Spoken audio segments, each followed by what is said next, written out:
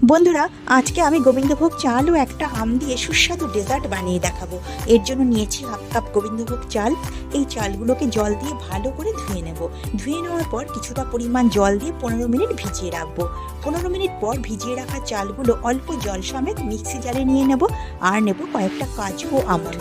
এবারে পেস্ট করে নেব। এরপর গ্যাসে কড়া বসিয়ে নিচ্ছি 1 লিটার দুধ।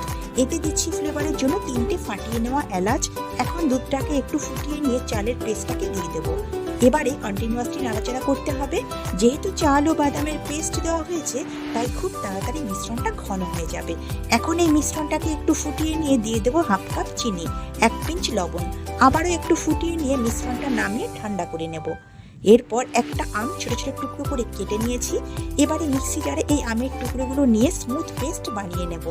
এরপর গ্যাসে কড়া বসিয়ে আমের পেস্টটাকে নিয়ে নেব। আমের এই পাল্পটা একটু ফুটিয়ে নিয়ে দিয়ে দেবো 2 চামচ চিনি। নাড়াচাড়া করে আবারও একটু ফুটিয়ে নেব। তারপর নামিয়ে ঠান্ডা করে নেব। দুরকম মিশ্রণই যখন ঠান্ডা হয়ে যাবে, তখন আমের পাল্প চালের এই মিশ্রণটাতে দিয়ে দেবো। ভালোভাবে মিশিয়ে নেব। এরপর সার্ভিং বলে নিয়ে নেব। ওপরে আমের পাল্প দিয়ে দেব। একটা স্টিক দিয়ে এইভাবে একটু ছড়িয়ে দেব, যদিও এই স্টেপটা সম্পূর্ণ অপশনাল। তারপর উপরে ড্রাই ফ্রুটস ছড়িয়ে দেব। এবারে নর্মাল ফ্রিজে 3-4 ঘন্টা রেখে দেব। ঠান্ডা ঠান্ডা এই ডেজার্ট খেতে কিন্তু দারুণ লাগে।